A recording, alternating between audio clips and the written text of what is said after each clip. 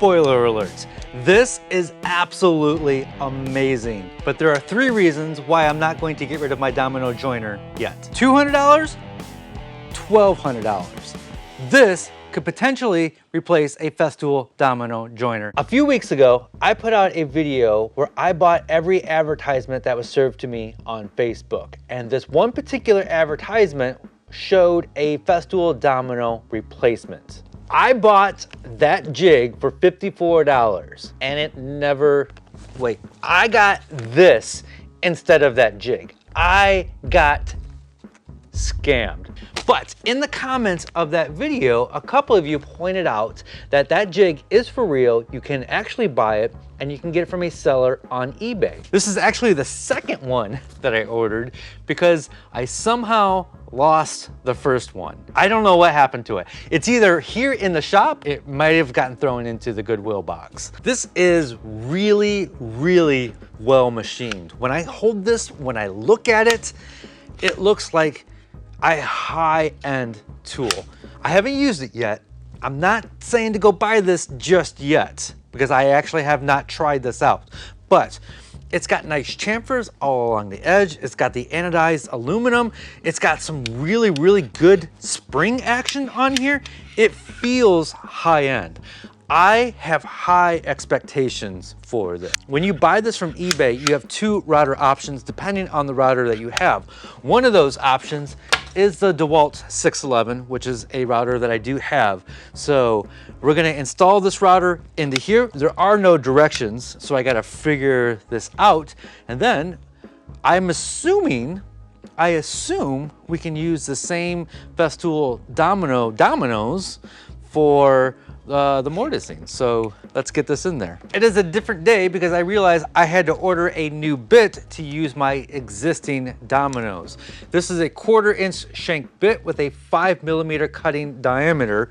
This is a 5mm Festool domino. I also have bigger 8mm dominoes, and if I was going to use this, I would need an 8mm bit. If this works, I'm also going to make my own floating tenon with bits that I already have. If this works, we need to get past this first step here. So let me get this bit installed. It's got a collar here for the cutting stop depth. So we would want to go just a little bit halfway past the length of the domino. So we'll lock that down there. And then that's our stop. There's these 2 brass pieces in here that sets the width of the cut going left and right. And so when I turn this knob clockwise, it increases that left-right movement, and then counterclockwise decreases that movement. There are 3 settings with this tool. We got our depth, which we set, the left and right, which we set, and now we need to figure out the height. A very common way that I use my Festool domino is to do a butt joint like this with the domino in the middle here. So this is 3/4 inch. So again, there's another little knob that I can loosen and then set that so it cuts right in the middle of this board. I could see myself making a little spacer to put right there. So 90% of my cuts are in 3/4 inch stock. And if I just set that little spacer in there, I could always have that set perfect. If I were going to join these 2 pieces together, I would draw a line right there where I want that domino to go. So I've got my board clamped to the bench just like I would with the domino, and this tool has this little arrow right here, and I'm gonna line up that arrow with my pencil drawing on here, hold down on this handle, and route away.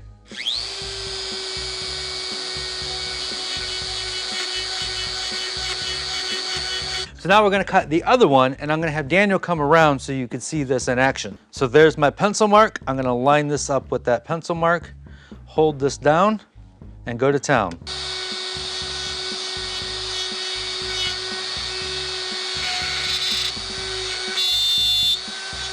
I've got my mortises cut, and you might notice that my mortise is not in the exact center of this board, which is totally okay, whether you're using this jig or the Festool domino. As long as I'm referencing off the top plane of this one and the top plane of this one, these should go together with ease. The Festool Domino has 3 width settings, so you could cut the exact size of your domino or a little bit wider to give you some play options when it comes time for the glue up. So that's a trick that you can use with this jig, is cut it a little bit wider. That way you have a little bit of play to get everything lined up. If you don't want that play, just make that mortise a little bit more narrow. So got some glue in there and then pound in.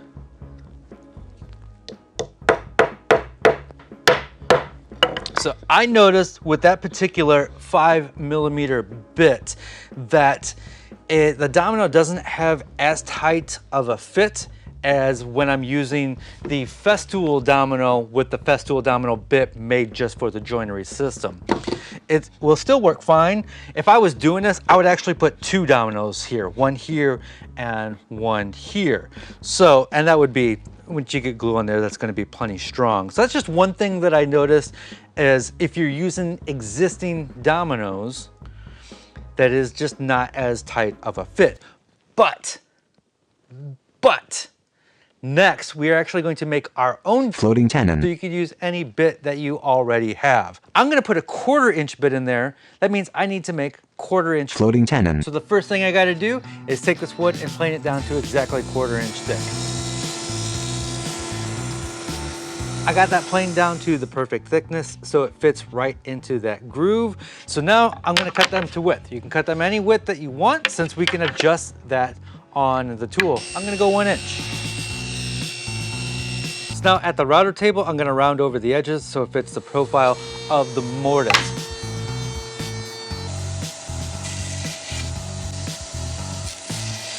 So I cut them all down to size over on the bandsaw. I left one long one in case I need super long tenons for a future project. So I'm going to set that aside. And again, I am just going to make my marks here on the board.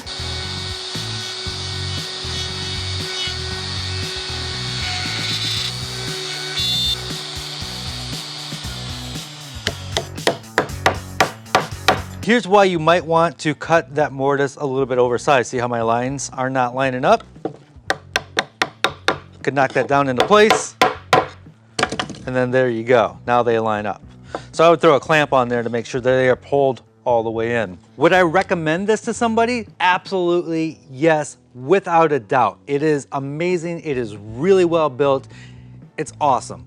There are 3 reasons why I'm not going to get rid of my Festool Domino joiner just yet. Number 1, and this is really important to me, dust collection. This throws out chips everywhere.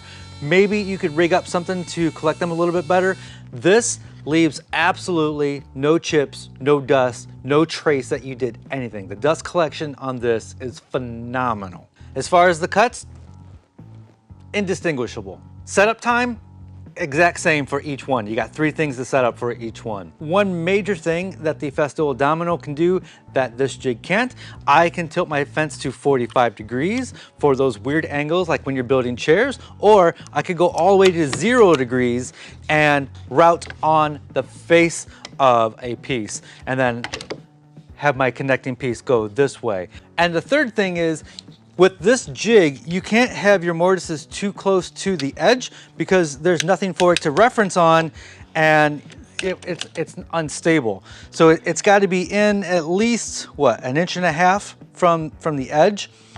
The Festool Domino has this, you can register along this entire face, so you can actually get really close to the edge. You can get around that with this by clamping another board here to give it support. Just one of those things. You're saving $1,000. So a little bit of clamping inconvenience should be, that shouldn't be a big deal. And a couple more things. If I had the battery powered router, this would be super powerful, super portable, and insanely easy to use. This, I've got the dust collection hose and I've got the power cable, which is, you know, somewhat inconvenient, but zero dust with this. Also, this is much faster than this. But a lot of us hobbyist woodworkers, speed isn't that important. If you have a production shop, of course you're gonna want something like this. It just flies through the mortising, where this takes a little bit more time. Again, you're saving $1,000.